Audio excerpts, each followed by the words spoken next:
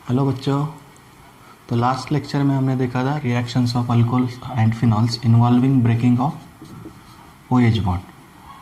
That is, इस reaction में हमने अल्कोहल और फिनॉल में OH बॉन्ड ब्रेकिंग देखी थी। मतलब इस रिएक्शन में क्या होता है, alcohols acts as nucleophiles. In this type of reactions alcohols acts as nucleophiles because the students, when this hydrogen gets separated from alcohol, negative charge is occupied by this oxygen atom, hence alkoxide ion formation takes place, and this alkoxide group acts as nucleophile. Hence in this type of reaction in which OH bond breaking takes place, in that reaction, in that type of reactions alcohols acts as nucleophiles, because हमने पहले lecture में discuss किया था कि alcohol जो होते हैं वो न्यूक्लियोफाइल जैसे भी काम करते हैं और एज अ इलेक्ट्रोफाइल भी वो एक्ट करते हैं। तो अभी आज हम जो रिएक्शन देखने जा रहे हैं उसमें हमें क्या देखना है, electrophilic nature of alcohols. That means the reactions due to cleavage of carbon oxygen bond in alcohols. तो इस रिएक्शन में क्या होगा, अल्कोहल में से ये जो कार्बन ऑक्सीजन बॉन्ड होगा वो ब्रेक होगा। तो इस टाइप में कितनी रिएक्शन है बच्चों, देखो। तो फर्स्ट रिएक्शन है इसमें reaction of alcohols with hydrogen halides. तो जब हाइड्रोजन हलाइड के साथ अल्कोहल रिएक्ट होंगे तब वो अल्किल हलाइड्स फॉर्म करते। पिछले चैप्टर में भी हमने ये रिएक्शन पढ़ी हुई है।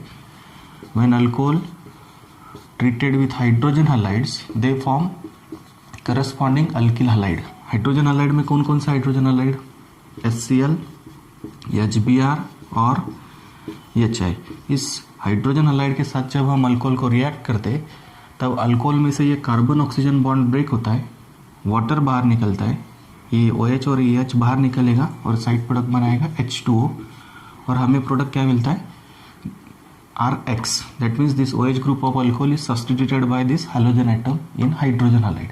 तो हाइड्रोजन हलाइड में जो हैलोजन होगा वो इस OH ग्रुप को क्या कर देगा, रिप्लेस कर देगा, और क्या बनेगा, अल्किल हलाइड बनेगा। तो अभी हम रिएक्शन देखते हैं।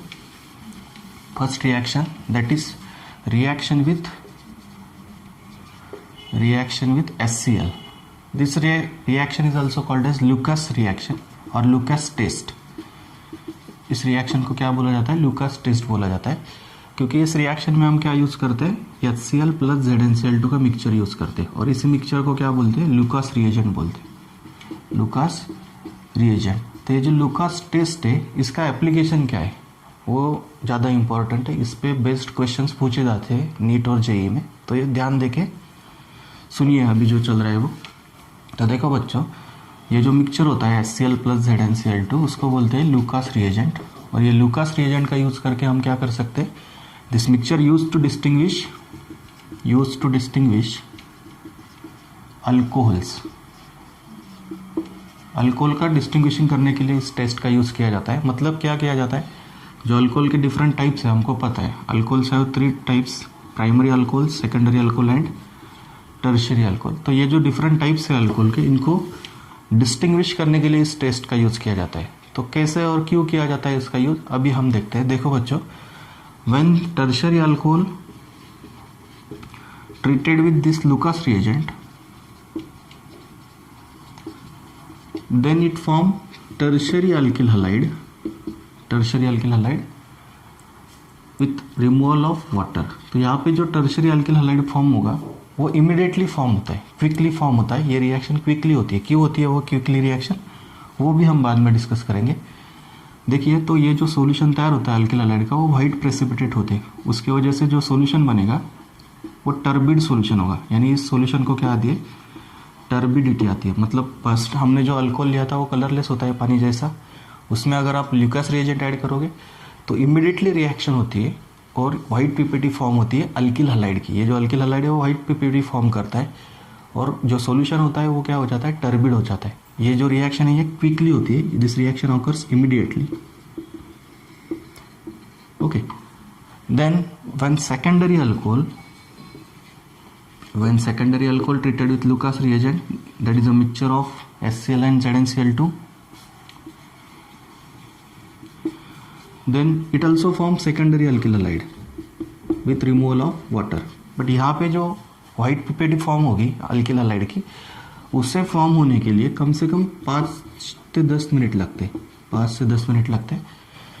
तो जब हम सेकेंडरी अल्कोहल को लुकास रिएजेंट के साथ ट्रीट करेंगे तो क्या होगा, सेकेंडरी अल्किल हैलाइड फॉर्म होगा, लेकिन इस रिएक्शन को कंप्लीट होने के लिए कितना टाइम लगता है, 5 से 10 मिनट लगते। और अगर हम प्राइमरी अल्कोहल लेंगे, primary alcohol with Lucas reagent, then at room temperature, if this reaction is carried out at room temperature, then there is no formation of alkyl halide takes place। मतलब यहाँ पे alkyl halide form नहीं होगा, there is no formation of alkyl halide। क्यों नहीं होगा, क्योंकि इसकी रिएक्टिविटी बहुत कम होती है। रिएक्टिविटी भी क्यों कम होती है वो भी अभी हम आगे डिस्कस करेंगे।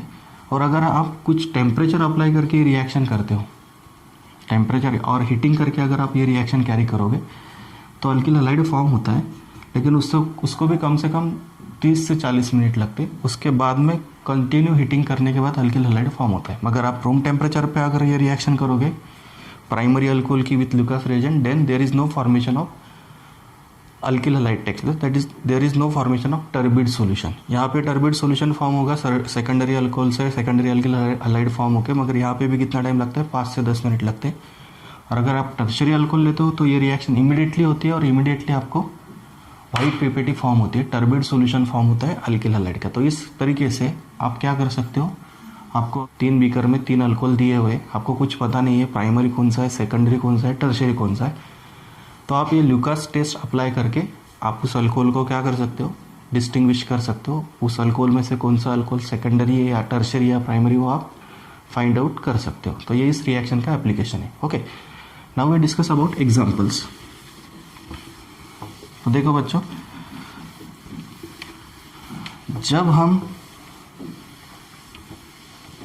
प्राइमरी अल्कोहल को ट्रीट करेंगे लुकास रिएजेंट के साथ, means it is a mixture of HCl, concentrated HCl and ZnCl2। तो रूम टेम्परेचर पे तो ये रिएक्शन होती नहीं, तो उसके लिए हमें क्या करना पड़ता है, इस लुकास रिएजेंट के साथ साथ हमें हीटिंग भी करनी पड़ती है। इस रिएक्शन को कंप्लीट करने के लिए हीटिंग की ज़रूरत होगी, तो जाके क्या होगा, इस प्राइमरी अल्कोहल से क्या फॉर्म होगा, प्राइमरी अल्किल हैलाइड फॉर्म होगा और H2 बाहर निकल जाएगा। ओके, इसका नाम क्या है बच्चों, इथानॉल और ethyl alcohol. Ethyl alcohol, when ethyl alcohol treated with Lucas reagent on heating it forms ethyl chloride with removal of water. Okay, secondary alcohol का एग्जांपल लेते हैं हम, CH3OH, यानी यहाँ पे मैंने आइसोप्रोपिल अल्कोहल लिया है। When isopropyl alcohol treated with Lucas reagent, then after 5 or 10 minutes there is formation of isopropyl chloride takes place। यहाँ पे आइसोप्रोपिल अल्कोहल जब आप लुकास रिएजेंट के साथ ट्रीट करोगे तो आपका आइसोप्रोपिल क्लोराइड फॉर्म होगा। इस रिएक्शन को कंप्लीट होने के लिए कितना टाइम लगता है बच्चों, 5 से 10 मिनट लगते हैं और वाटर मॉलिक्यूल बाहर निकल जाता है। और जब आप टर्शरी अल्कोहल लेंगे, टर्शरी अल्कोहल का एग्जाम्पल हम लेते हैं टर्शरी ब्यूटिल अल्कोहल। तो जब हम टर्शरी ब्यूटिल अल्कोहल लेंगे, CH3OH, when tertiary butyl alcohol treated with Lucas reagent, then this reaction occurs immediately to form tertiary butyl chloride। तो यहाँ पे क्या होगा, immediately tertiary butyl chloride form होगा with removal of water। यहाँ पे white turbid solution form होगा immediately, धुंधला सा solution फॉर्म होगा white। ओके, तो ये रिएक्शन इमीडिएटली होती है। क्यों इमीडिएटली होती है, क्योंकि यहाँ पे हमने कौन सा अल्कोहल लिया है, टर्शरी अल्कोहल लिया है। इसका नाम क्या है, tertiary butyl alcohol. Okay, and this reaction after completion of this reaction we get tertiary butyl chloride. तो देखो बच्चों, ये जो रिएक्शन है, ये जो लुकास टेस्ट है, ये प्राइमरी, सेकेंडरी और टर्शरी अल्कोहल के साथ डिफरेंट रेट पे क्यों होती है। यानी प्राइमरी अल्कोहल को हीटिंग की ज़रूरत होती है, सेकेंडरी को हीटिंग की ज़रूरत नहीं होती, मगर उसको कंप्लीट होने के लिए 5 से 10 मिनट लगते हैं।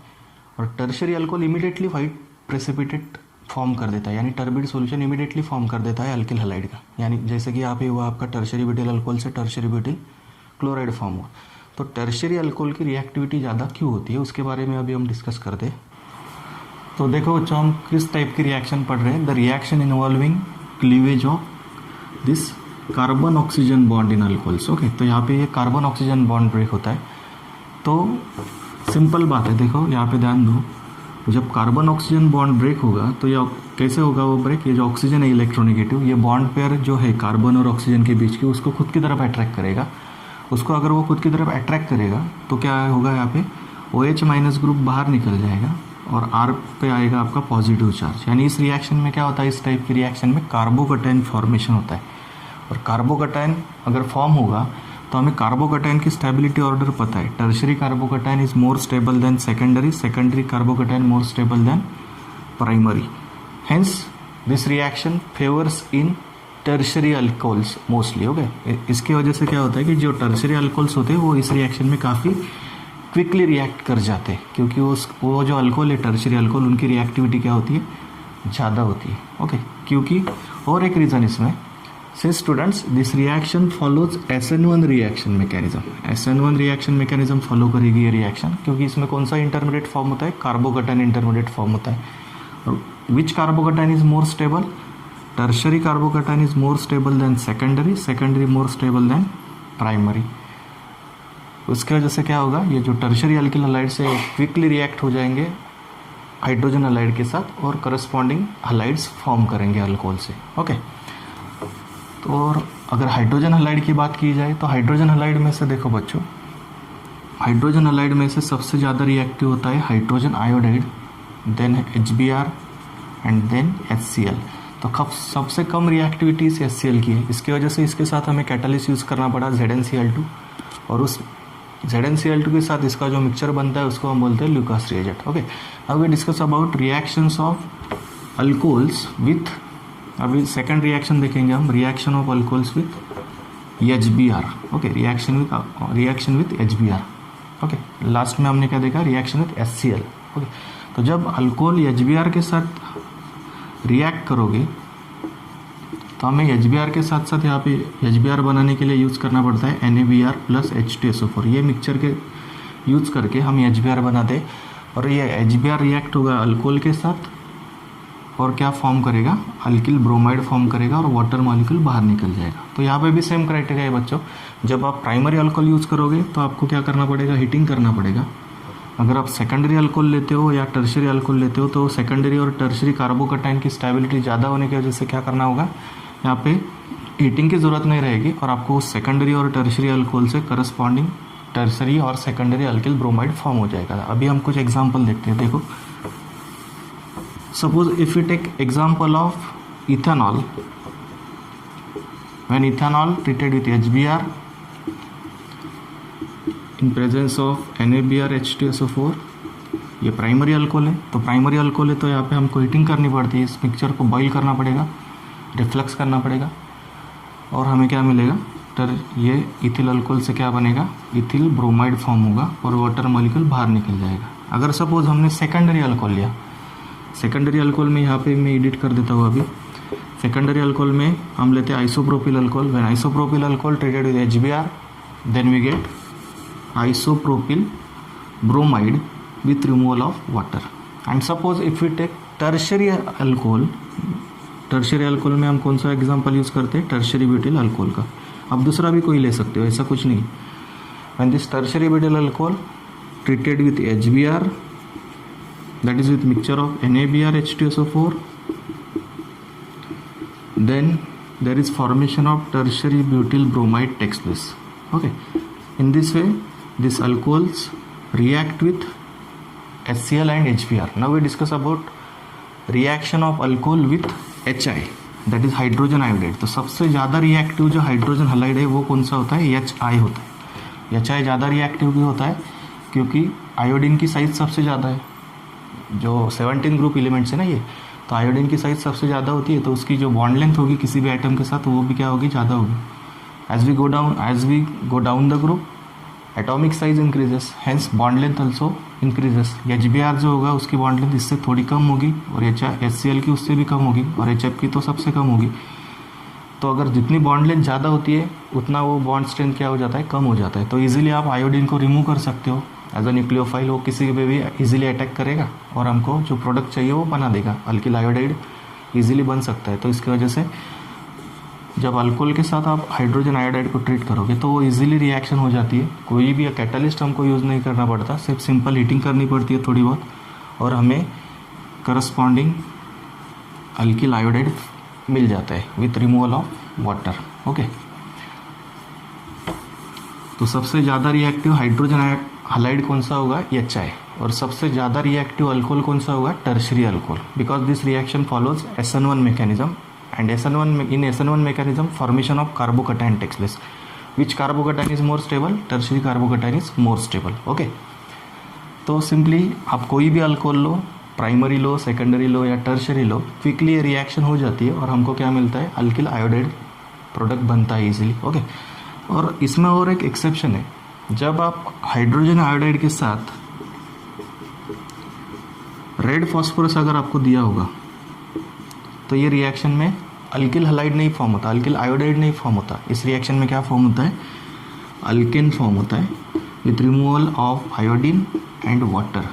तो देखो बच्चों, ये रिएक्शन कैसी होगी, देखो यहाँ पे क्या होगा, इस रिएक्शन को बैलेंस करने के लिए 2 HI मॉलिक्यूल लेने पड़ेंगे। ये जो मिक्सचर है HI with red phosphorus, it is a strong reducing agent, it is strong reducing agent. ये NCERT में दिया हुआ नहीं है, लेकिन आपको नीट और JEE के लिए इंपॉर्टेंट है, इसकी वजह से नोट डाउन कर लो, लिख लो। ओके, तो जब अल्कोहल को आप हाइड्रोजन आयोडाइड के साथ ट्रीट करोगे, कोई भी अल्कोहल हो, प्राइमरी, सेकेंडरी या टर्शरी, जब आप HI और रेड फॉस्फोरस के साथ अल्कोहल को ट्रीट करते हो तो ये जो HI और रेड फॉस्फोरस है, ये मिक्सचर स्ट्रॉन्ग रिड्यूसिंग एजेंट का काम करता है और वो इस अल्कोहल को रिड्यूस कर देता है अल्केन में। और देखो यहाँ पे क्या हुआ, ये OH ग्रुप निकला, उस जगह पे कौन आया, इसमें से एक हाइड्रोजन आया, HI में से 2 हाइड्रोजन में से एक हाइड्रोजन इधर आएगा, अल्केन फॉर्म होगा। और साइड प्रोडक्ट क्या क्या बनेंगे, देखो बच्चों,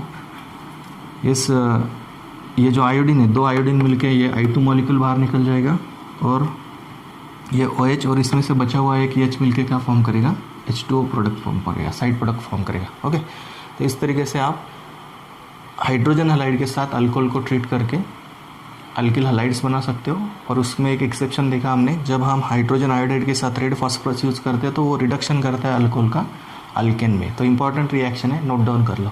ओके, अभी आगे हमें देखना है second reaction involving breaking of CO bond in alcohols. तो सेकंड रिएक्शन देखनी है बच्चों हमें,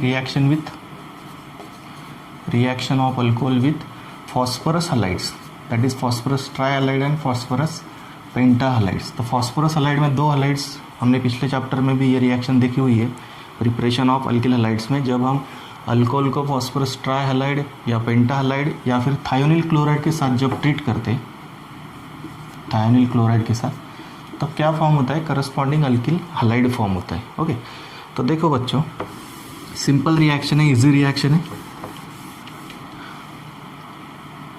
here I write down general reactions when alcohol treated with trihalide, phosphorus ट्राइहैलाइड्स।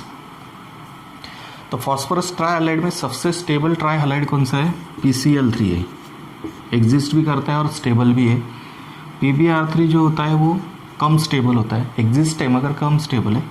और PI3 जो है वो भी कम स्टेबल होता है, बनता है लेकिन वो उनकी स्टेबिलिटी कैसी होती है, कम होती है। PCl3 स्टेबल है सिर्फ। तो जब हम अल्कोहल को किसी ट्राइहैलाइड के साथ ट्रीट करते हैं तो करस्पॉन्डिंग अल्किल हैलाइड फॉर्म होता है और H3PO3 साइड प्रोडक्ट बनता है। तो ये रिएक्शन बैलेंस करने के लिए यहाँ पे हमने कितने अल्कोहल मॉलिक्यूल लिए थे बच्चों, 3 alcohol molecules. Okay, to balance this 3 hydrogen atoms we get 3 alkyl halide molecules from this 3 alcohol molecules with removal of this H3PO3 side product. Okay, तो ये रिएक्शन आप PCl3 लो, PbR3 लो या PI3 लो, सिर्फ इस hydrogen के OH के जगह पे कौन आएगा, इसमें से जो हाइड्रोजन होगा वो आएगा और ये OH ये फॉस्फोरस मिल के क्या बनाएंगे, H3PO3, 3H3O1P, that is H3PO3। Okay, ये साइड प्रोडक्ट बनता है, कॉमन साइड प्रोडक्ट है आपका, दूसरा कोई भी साइड प्रोडक्ट यहाँ पे बनेगा नहीं। और जब आप अल्कोहल को फॉस्फोरस पेंटाहैलाइड के साथ ट्रीट करते हो तो पेंटाहालाइड में सबसे स्टेबल और एग्जिस्ट पेंटाहालाइड कौन सा है फॉस्फोरस का? Phosphorus pentachloride. PbR5 या PI5 बनते ही नहीं, ओके, वो तैयार ही नहीं होते, उसकी वजह से उनका रिएक्शन करने का सवाल ही नहीं आता। तो जब आप किसी भी अल्कोहल को पेंटाक्लोराइड के साथ ट्रीट करोगे, फॉस्फोरस पेंटाक्लोराइड के साथ, तब आपको इस रिएक्शन को बैलेंस करने की ज़रूरत नहीं होगी, as like when we treat with phosphorus trihalides, okay. तो यहाँ पे आप एक ही अल्कोहल मॉलिक्यूल लोगे तो भी ये रिएक्शन बैलेंस हो जाती है। तो PCl5 एग्जिस्ट है, तो मैं डायरेक्टली अभी PCl5 लेता हूँ यहाँ पे। व्हेन अल्कोहल दैट अल्कोहल में भी प्राइमरी, सेकेंडरी और टर्शरी, ओके। तो जब आप कोई भी अल्कोहल को PCl5 के साथ ट्रीट करते हो तो क्या होता है, जो अल्किल ग्रुप है वो आपका फिक्स रहेगा, OH की जगह पे इसमें से एक Cl आएगा, और साइड प्रोडक्ट क्या क्या बनेगा इधर, ये फॉस्फोरस, ये Cl5 है, इसमें से एक Cl हमने OH को रिप्लेस करने के लिए यूज़ किया। बाकी जो बचा हुआ ग्रुप है वो कौन सा है, POCl3 बनता है, इसमें से एक स्टेबल साइड प्रोडक्ट, और एक बनता है HCl। तो 3 Cl इसमें से आए आपके फॉस्फोरस के साथ, POCl3 बनाया उन्होंने, POCl3, और एक जो Cl बचा वो इसमें से जो हाइड्रोजन बचा हुआ है उसके साथ जाएगा और क्या बनेगा, HCl बनेगा। सिंपल रिएक्शन है, दोनों रिएक्शन ईजी है। किसी भी अल्कोहल के साथ आप रिएक्शन करो, PX3 या PX5 टाइप के पेंटाहालाइड की या फिर ट्राईहालाइड की, आपको क्या बनता है, अल्किल हालाइड ही मिलती है, ओके। और स्टेबल हालाइड कौन से है मोस्टली, तो PCl3 स्टेबल है ट्राईहालाइड्स में, और पेंटाहालाइड्स में PCl5 स्टेबल है, दोनों भी एग्जिस्ट भी है और स्टेबल भी है। बाद में हमें रिएक्शन देखनी है with thionyl chloride. When this alcohols when alcohols treated with thionyl chlorides, what is formula of thionyl chloride, SOCl2, yes, double bond O, Cl, Cl, easy reaction है। this reaction is carried out in presence of base pyridine, Darzens method भी बोलते हैं इसको। तो इस method में क्या होता है बच्चों, ये कंडेंसेशन होगा इस तरीके से, एक HCl साइड प्रोडक्ट बनेगा, एक साइड प्रोडक्ट बनेगा आपका ये SO, और ये ऑक्सीजन बचा हुआ SO2, और मेन प्रोडक्ट बनता है ये R और ये Cl, RCl। तो यहाँ पे भी अल्किल क्लोराइड का ही फॉर्मेशन होगा। इसी रिएक्शन है, नोट डाउन कर लो। अभी हम आगे देखेंगे third type of reactions of alcohols in which breaking of this carbon oxygen bond takes place, and this reaction is dehydration of alcohols. Dehydration of alcohols. What is meaning of dehydration? Removal of water from alcohol. तो simple reaction है, देखो बच्चों, मैं यहाँ पे general formula लिखता हूँ alcohol का। कोई भी आप अल्कोहल ले सकते हो, प्राइमरी लो या सेकेंडरी लो या tertiary low. When this alcohols treated with protic acids, when alcohol treated with protic acids such as concentrated sulfuric acid or phosphoric acid, H3PO4,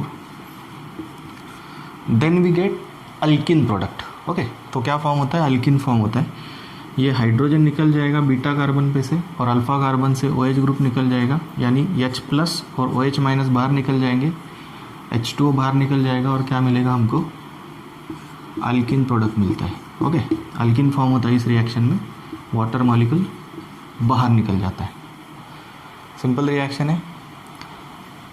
either we use concentrated sulphuric acid और concentrated phosphoric acid, okay. Now we discuss about examples. Since students, what is dehydration? It is removal of water molecule. First we take example of ethanol. When ethanol treated with concentrated sulfuric acid at about 443 Kelvin temperature, then we get ethene product. What happens in this reaction? This hydrogen atom from beta carbon and hydroxyl group from alpha carbon get removed, and we get ethene, that is CH2 double bond CH2 plus H2O. Since students, dehydration of secondary and tertiary alcohols carried out by applying mild conditions. तो जब आप secondary और tertiary alcohol लेंगे, ये जो alcohol था वो कौन सा था, प्राइमरी अल्कोहल था। तो प्राइमरी अल्कोहल को जब हम ट्रीट करते हैं तो हमें टेम्परेचर भी ज़्यादा यूज़ करना पड़ता है, और कॉन्सेंट्रेटेड सल्फ्यूरिक एसिड यूज़ करना पड़ता है, यानी यहाँ पे approximately 95% pure sulphuric acid use करना पड़ता है। ओके, और हमें क्या मिलता है, अल्किन मिलता है करस्पॉन्डिंग। जब हम सेकेंडरी अल्कोहल लेंगे तो सेकेंडरी अल्कोहल में रिएक्टिविटी बढ़ने की वजह से क्या होगा, टेम्परेचर भी आपको कम यूज़ करना पड़ता है। यहाँ पे हम यूज़ करेंगे कॉन्सेंट्रेटेड फॉस्फोरिक एसिड H3PO4।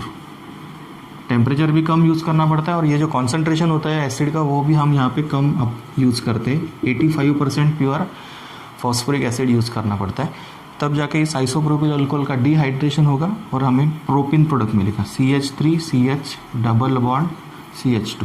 तो इसके मैकेनिज्म को भी हम डिस्कस करने वाले हैं थोड़ी देर में।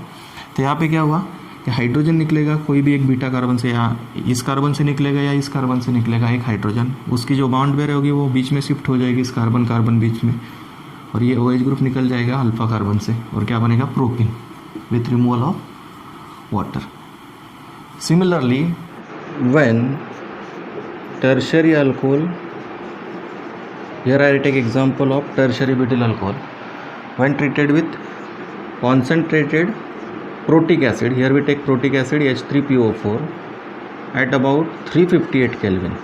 यहाँ पे टेम्परेचर और भी कम हो गया आपका, और जो कॉन्सेंट्रेशन होता है फॉस्फोरिक एसिड का वो भी आप बहुत कम यूज़ करते हो। 20% भी फॉस्फोरिक एसिड यूज़ किया तो भी ये रिएक्शन तो प्रोसीड हो जाती है और हमें 2-मिथिल प्रोपिन प्रोडक्ट मिलता है, दैट इज आइसोब्यूटिलिन। ओके, देखो बच्चों यहाँ पे क्या किया हमने, when tertiary butyl alcohol treated with concentrated phosphoric acid having concentration 20% only and at about 358 Kelvin gives 2-methylpropane as a product with removal of water। तो देखो बच्चों हमने क्या देखा, जब हम प्राइमरी अल्कोहल लेते हैं तो हमें कॉन्सेंट्रेटेड सल्फ्यूरिक एसिड का कॉन्सेंट्रेशन कितना लेना पड़ा, प्रोटिक एसिड का कॉन्सेंट्रेशन 95% प्योर सल्फ्यूरिक एसिड लेना पड़ता है, और हमें क्या मिलता है, इथिन मिलता है। From ethyl alcohol we get ethene, from isopropyl alcohol we get propene. In case of secondary alcohol, concentration of protic acid also decreases and temperature also decreases। दोनों भी यहाँ पे क्या हुआ, डिक्रीज हुआ, कॉन्सेंट्रेशन भी डिक्रीज हुआ एसिड का, टेम्परेचर भी डिक्रीज हुआ, और रिएक्शन प्रोसीड होकर हमें क्या मिला, प्रोपिन मिला, या फिर उसका कॉमन नेम प्रोपिलिन दे सकते हो आप। और जब हम टर्शियरी अल्कोहल लेते हैं तब हमें जो प्रोटिक एसिड है उसका कॉन्सेंट्रेशन एकदम कम यूज़ किया तो भी ये रिएक्शन हो जाती है और हमें आइसोब्यूटिलिन प्रोडक्ट मिलता है और वाटर बाहर निकल जाता है। Okay, since students now we discuss about mechanism of this dehydration of alcohols. Since in dehydration there are 3 steps, in mechanism of dehydration there are total 3 steps. First step is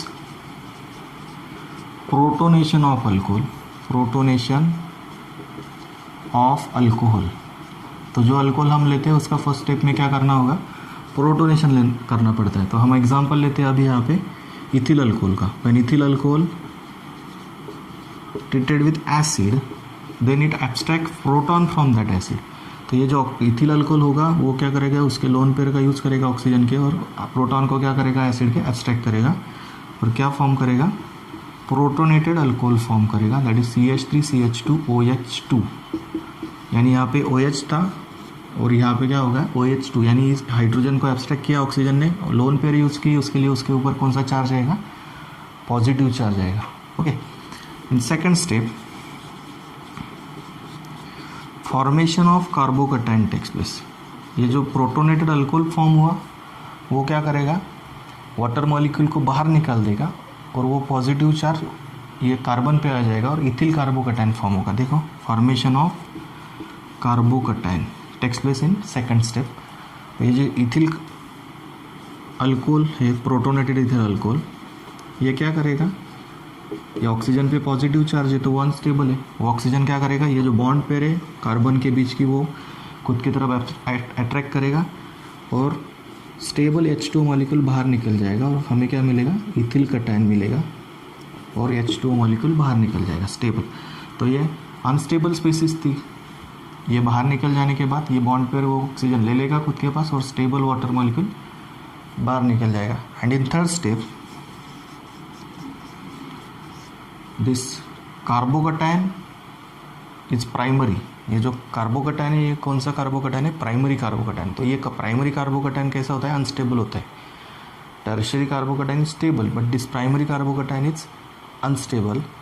तो ये क्या करेगा? खुद को स्टेबलाइज करने के लिए कुछ ना कुछ उठा पटक करेगा उस मॉलिक्यूल में, उस कार्बोकैटायन में। तो देखिए क्या होता है थर्ड स्टेप में, डीप्रोटोनेशन होता है। Deprotonation, third step deprotonation of this cation, ethyl cation occurs to form stable alkene molecule. Since what happen in this step, ये जो इथिल कटायन है इसको अभी मैं स्प्लिट करके लिखता हूँ। ये जो मिथाइल ग्रुप था उसको मैं स्प्लिट करके लिखता हूँ CH2H, और यहाँ पे आपका CH2 और इस पे पॉजिटिव चार्ज। ओके, तो इस स्टेप में क्या होगा बच्चों, ये जो मिथाइल ग्रुप का हाइड्रोजन है ये निकल जाएगा बाहर, ये बॉन्ड पर बीच में शिफ्ट कर देगा। इस तरीके से ये कार्बन स्टेबल हो जाएगा और ये पॉजिटिव चार्ज हाइड्रोजन के ऊपर जाके प्रोटॉन क्या हो जाएगा? बाहर निकल जाएगा। यानी इस स्टेप में क्या होता है? प्रोटॉन बाहर निकलता है। इसके लिए इसे हम क्या नाम देते हैं? डीप्रोटोनेशन।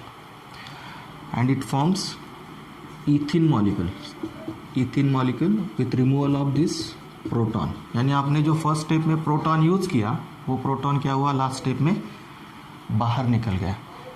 तो इस तरीके से हमने क्या देखा? This reaction of alcohols in which cleavage of carbon oxygen bond takes place. There are total 3 reactions. हमने टोटल 3 रिएक्शन देखी जिसमें आपका अल्कोहल में से कार्बन ऑक्सीजन बॉन्ड ब्रेक होता है। फर्स्ट थी रिएक्शन विथ हाइड्रोजन हैलाइड्स, उसमें हमने ल्यूकास टेस्ट देखी, वो सबसे ज़्यादा इंपॉर्टेंट है। बाद में देखा रिएक्शन विथ फॉस्फोरस हैलाइड्स, उसमें हमने देखा reaction of alcohols with phosphorus trihalides, pentahalides and with thionyl chloride. And now we discuss about this dehydration reaction of alcohols in which removal of water molecule takes place to form alkene molecule.